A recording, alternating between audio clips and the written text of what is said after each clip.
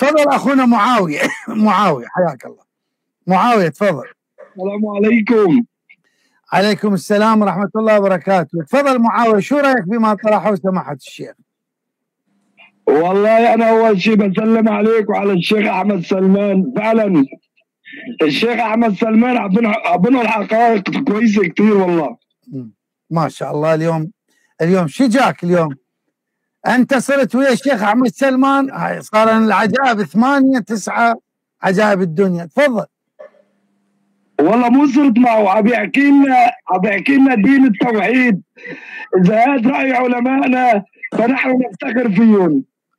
طلع سجستاني، هذا طلع ابو داوود الرابع. لأن الشرك والغلو بعلي الله يرضى عنه هذا كله غلو. حديث الطائر هذا كله كذب وغلو. سمعت شيخنا؟ مو قلت لك راح يجوك كثير من هؤلاء؟ سمعت؟ اهلا بأبي بكر السجستاني. معاوية انا يمكننا بأبي بكر عادي يعني. معاوية أنا أريد أسأل، أنتم عندما تقولون غلو النبي صلى الله عليه وآله قال اللهم ائتني بأحب الخلق إليك. إيش الغلو في هذه القضية؟ ممكن أعرف؟ يا أستاذ سعد، أنتم عم تبلشوا بحديث عن علي الله يرضى عنه ثم بدأتم الآن بالشرك فيه. عندما تصلي على النبي تذكر الآل مع النبي، هذا شرك. يجب أن تذكر النبي لعالي. ما في آية وردت أنه آله. هذا كله غلو وشرك بالنبي. يعني إذا ذكرنا آل النبي بالصلاة اللهم صل على محمد وآل محمد هذا الشرك يعتبر بالصلاة. معنى الآل التابعين ليس عليا وأولاده. الآن أنا أقول اللهم صل على محمد وآل محمد، هاي صح ولا غلط؟ هذه شرك والعياذ بالله. الرسالة نزلت على محمد ليس على علي. أما جيد. معاوية عزيزي تسمعني؟ تفضل الشيخ أحمد سلمان. الله يهديك على ترجع لأهل السنة. يلا ما يضل. ما رأيك في من يروي أن النبي في المعراج وجد مكتوبا في كل سماء محمد رسول الله علي ولي الله؟ هذا الشرك والعياذ بالله. جميل.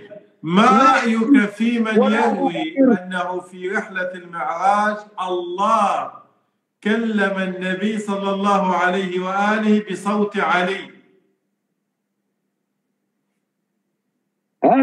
هذا غلو وكفر والعياذ بالله. جميل. أحسنت. إلى سيدنا محمد. أحسنت. لا علي. أحسنت. يلا نغير الآن الشريط. الآن الخطيب البغدادي ينقل هذه الرواية. قال رسول الله صلى الله عليه وآله عرج بي إلى السماء فما مررت بسماء إلا وجدت اسمي فيها مكتوبا محمد رسول الله وأبو بكر الصديق من خلفي. محمد وأبو بكر.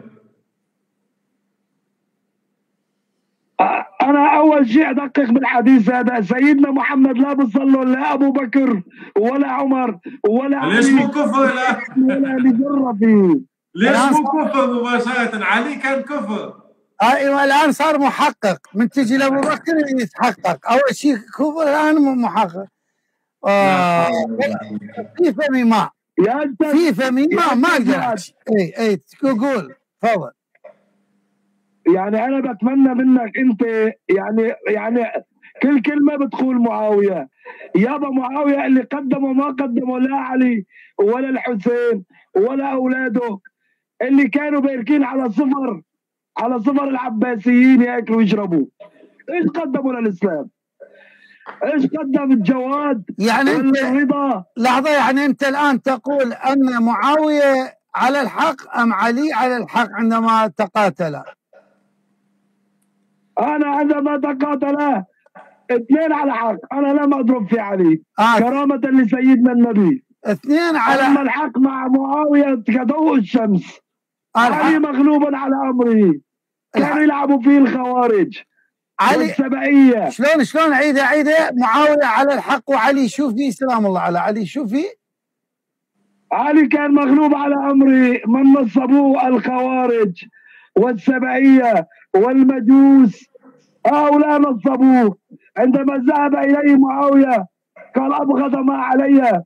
سمعتم اخواني؟ لحظة دققوا بس لحظة اخونا معاوية، سمعتم يا اخواني؟ معاوية على الحق مرتب وعلي عليه الشمس، اي كالشمس، وعلي نصبوه المجوس والخوارج، ويعني وامرهم شورى بينهم، يعني هاي عندهم يعني امر المجوس والخوارج شورى، يعني مجوس وخوارج اختلطوا خلطه واخرجوا عليا عليه السلام خليفه للمسلمين. هذا امامكم على المباشر.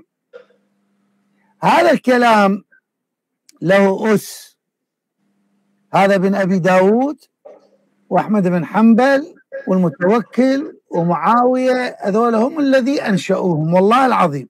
هاي السلسلة الآن الحلقة 8 أمامكم، هذا النتاج. لذلك مثل ما تفضل الأخ ينبغي أن تكون قراءة موضوعية، لكن أنتم ما لكم الموضوعية، من أين لكم الموضوعية؟